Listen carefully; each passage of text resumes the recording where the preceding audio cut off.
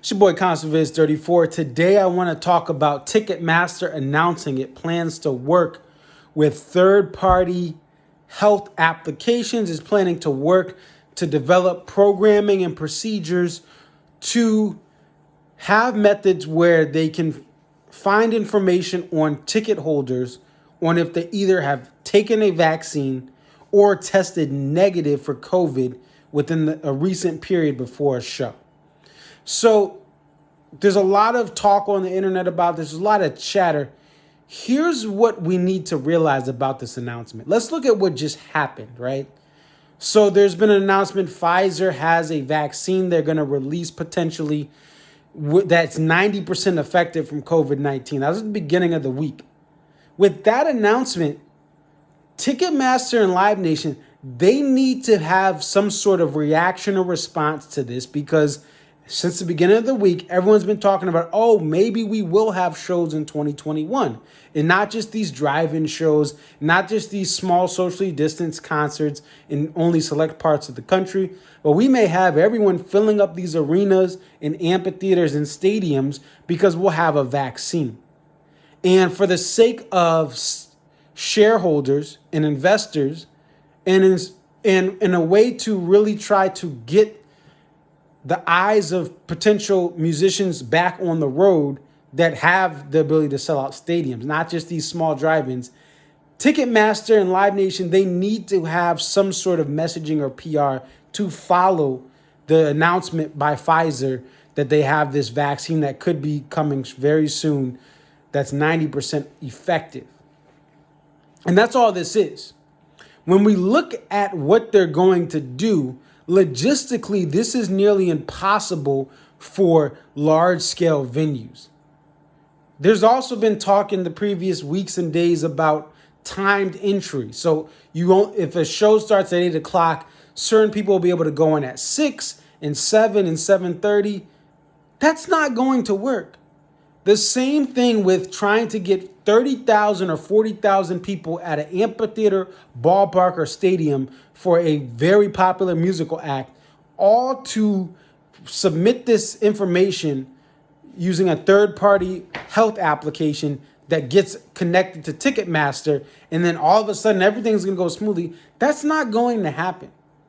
You know, I just went to a show, and I'll be doing a review on that very shortly later this week here in Connecticut at South Farms, and there was 500 people.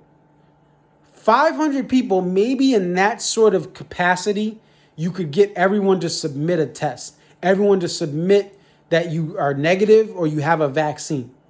But 15,000 people, 20,000 people, that's not going to work because you're going to have an on-sale where people just buy these tickets, and then when you get closer to the show, you're not going to be able to vet everyone, nor are you going to have the capacity to turn away 20 or 30% of a crowd because they failed to enter everything incorrectly.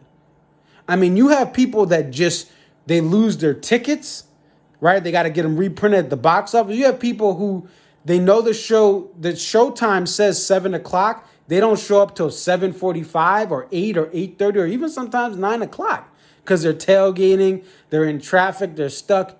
There is no logistical way that you're going to have shows at a 30,000 seat amphitheater and you're going to have every single person get through there safely with the COVID, application tied to the Ticketmaster app.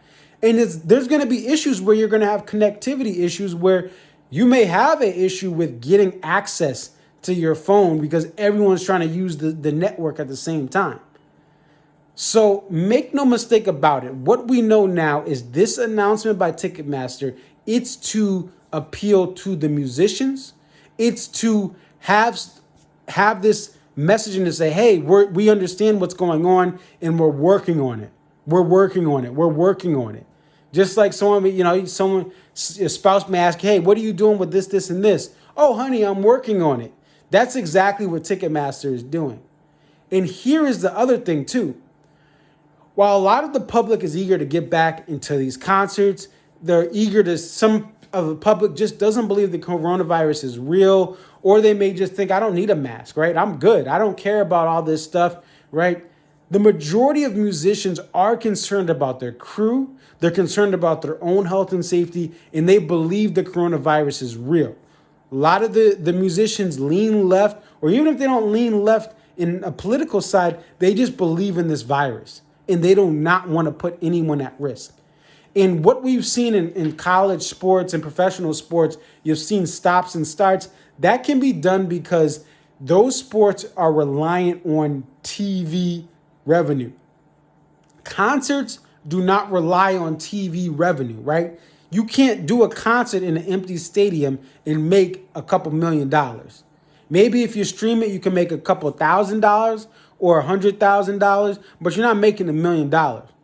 And if they have to stop a tour because a musician gets COVID, if the lead singer of a band or someone that does the lighting or sound that's pivotal to the show's performance, if they get sick, you're going to have a huge disappointed leg of a tour that has to be canceled or postponed because they have to quarantine for 15 days. It's not like sports where they can have two people test positive for a football team, and like the Patriots, Patriots played without Cam Newton and a couple other players. They can't do that. You don't have the lead singer. You don't have the band. You don't have the guitarist who's known for their solos. You don't have an act that can fully perform. And matter of fact, stage sets cause cancellations for shows because the stage set can't fit into a certain venue, or the venue won't allow the artist to present it in the way they want. They've canceled certain tour stops because of that. So imagine if someone tests positive for COVID, or imagine if someone's exposed on tour because the lack of testing, the lack of safety and security measures. So the main thing is Ticketmaster and Live Nation, they have to win over the Pearl Jams, the Dave Matthews Bands, the Dead End Companies, who are very conscious about COVID and have spoken out about staying safe, and safety is our number one concern. And this messaging is about the stockholders and these musicians first. It's not really about the fans, because if these artists don't go on tour or they don't tour in your city, then there's no tour. Because I'm sure Florida right now would have a show at full capacity or near full capacity because the state's opened up. But if Pearl Jam doesn't want to go to Florida, or Dave Matthews Band doesn't want to go to Florida, or Justin Bieber doesn't want to go to Florida, you're not getting an arena sold out. So you have to look at what's going on. A lot of this is marketing and PR to appease stockholders, the musicians, and also just pretend that I'm working on it, honey. I'm working on, I'm going to rake all these leaves, I promise. I know the last collection's in 1 week here in the Northeast, but I got this, honey. And even though deep down inside, you know, you're like scrambling to figure out how you're going to get all these leaves picked up. That's the reality, because what you're going to see is small acts are fine, right? Small acts are performing drive-ins, they're performing other different acts. They are adjusting and adapting. They're going to survive. But the large-scale acts with large-scale crews and large-scale tours that typically get 20,000, 25,000, 15,000, 10,000 people at any given market, they're the ones that are concerned about how do we get all these people in? How do we know that they're safe and healthy and they're not going to pass this virus along? And there's still no foolproof plan. And I'm telling you, there's no way that you're going to have a 20,000 person show where every single person, you're not allowing entry if they didn't take a test and they're negative, or they didn't have the vaccine. That's impossible. I mean, these venues can barely manage to get everyone in safely pre-COVID and get them out in an orderly fashion post-COVID. You're not saying, all right, the concert's over, we have to check your temperature, or we have to check your app, or you have to go out in waves. That's not how people can be like, get me out of this show. I want to go home. So we'll see what happens. Let me know what you guys think. Definitely like, comment, subscribe. It's your boy ConserViz34. I'm out. Peace.